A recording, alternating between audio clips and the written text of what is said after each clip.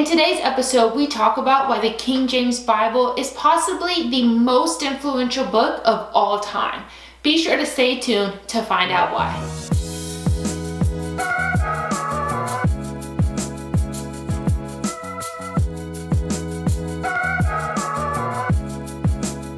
Hey Bipsy Squad, welcome back to another episode of Biblically Serious, where we're all about understanding the Bible and owning our faith. And in today's episode, we talk about the King James Bible. It is long celebrated as one of the most influential books of all time, especially on English language and Christian faith and culture. In order to understand why we can make such a statement, we have to put the book in its context. So in today's episode, we're looking at how we got the King James Bible and its effect on culture and language. The King James Bible was named after King James I of England, who commissioned the Bible in 1604. And in England, the Bible is known as the Authorized Bible, or the Authorized Version. When King James inherited the throne in 1603, it was a very polarizing time in Europe, especially between two particular religious Protestant groups, the Anglicans and the Puritans. This led to different Bibles being read at home versus in church. For example, the Bishop's Bible was mostly read in church services, while the more popularized Bible was the Geneva Bible that was revered by Puritans. So when King James came to reign, he felt the pressure of uniting somehow these two groups. So in order to ease the tension for his kingdom, he needed a way to unite the groups through religion. So it may sound weird to think that religion would unite a nation, but back then in the early 1700s, life and religion were inseparable. Religion permeated every part of everyday life. He also saw this as an opportunity to better establish his political authority and reign. So in 1604, about a year after his rise to the throne, King James decided to call a conference and bring these two groups together, the Puritans and the Anglicans, or the bishops. One day during the conference, the Puritans recommended, hey, we need a new Bible. And they were most likely thinking their Geneva Bible that they respected, but King James had an issue with all the annotations that were in the Geneva Bible and some of the translations. The word king is translated as tyrant in the Bible, and that would not protect his political authority. So, kind of on a whim, he said, you know what? We should have a new Bible. And that started the commission of a new Bible translation altogether. Not the Geneva Bible and not the Bishop's Bible. So now begins the translation process. There was a committee of 54 of the best in class, learned, studious men in the nation, and they made up the team of translators and revisers. The 54 was divided into 6 committees or companies. 3 companies were responsible for the Old Testament translation, 2 companies were responsible for the New Testament translation, and 1 company was responsible for the Apocrypha. The translators were given specific rules and were under the direction of King James I, Robert Cecil, the Secretary of State, as well as Richard Bancroft, which was a representative from the bishops. One of the rules being that they could not confer with one another on the translation, that each individual writer went and translated on their own. These men were very much embedded and aware of what was going on politically and culturally during that time. And that kind of came across in their translations. And when I say it came across in their translations, it's not to say that they added some kind of meaning, but it's the tone in which they translated the text. The King James Version was written in an English that was not spoken or had ever been spoken before.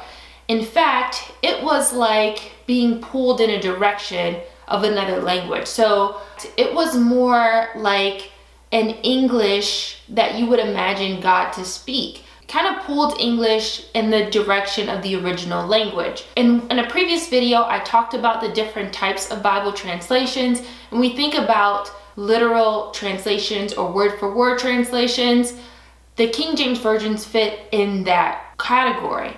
But now think about, or how can we make English in the same sense of Hebrew? Or how can we translate this into an English that would represent Greek? By 1608, various sections of the Bible had been translated, but finally in 1610, there was a meeting in the city of London in Stationers' Hall to discuss and agree on the final translation of the Bible. What's really interesting about the editorial process is the fact that not every translator had a book, and it's not what you may imagine today where maybe you're sending an editor a book, you're sending maybe multiple editors your book, and they can go through it and fine-tooth comb it and fix everything.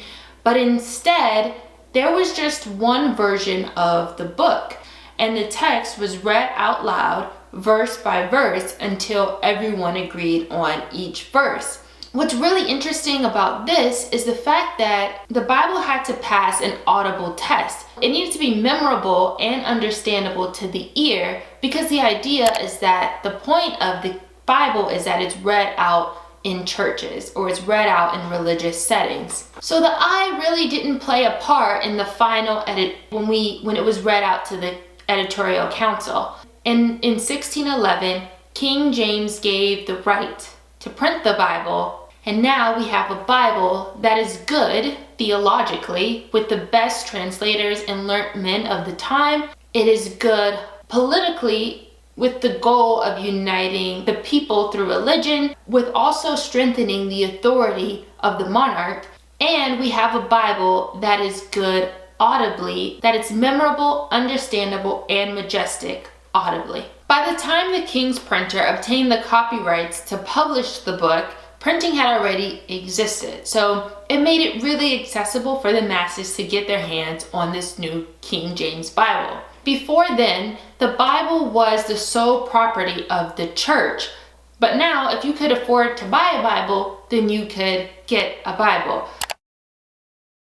Even though the religious conflicts continued to spiral into eventually a civil war, the Bible continued for centuries being very influential in education, English language, and culture. So now let's talk about the King James effect on English language and literature. I previously mentioned that the English in the King James Bible was something that had been never read before or ever written before. It had very poetic cadences and vivid imagery, and it was really meant to symbolize the voice of God. So now let's talk about the King James effect on the English language and literature.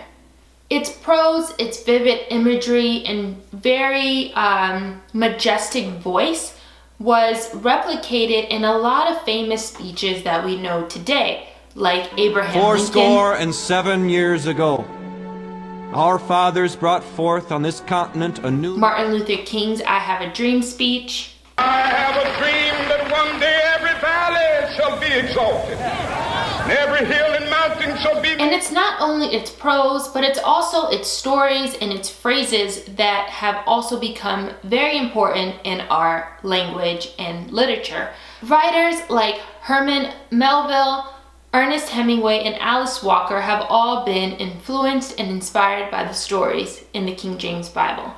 Artists and musicians have also been inspired by the KJV, including Handel's most famous 18th century piece, Messiah, and even Coolio's Gangsta Paradise. Beyond the countless leaders and artists, just everyday normal English speakers have used many phrases that we find in the Bible. For example, the kiss of death, signs of the time, blind leading the blind, the writing on the wall, a drop in the bucket. Now let's talk about the King James effect on English education. The growth of the British Empire was a great mechanism for spreading the English language. And like we said, the KJV Bibles had become one of the most accessible Bibles during that time.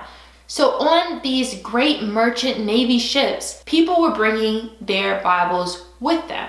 So many times, foreigners, this was the first English language books that they encountered. And for 300 years, if you went to school in anywhere in the English-speaking world, you use the Bible in your education, and other books that were highly dependent on the Bible. So even if you've never owned a KJV Bible before or ever read a passage of it on your own, if you speak English, then you have been greatly affected by it in the language, in arts, in culture, affected by this religious book that was decided on a whim by a king in order to unite his people and establish his authority.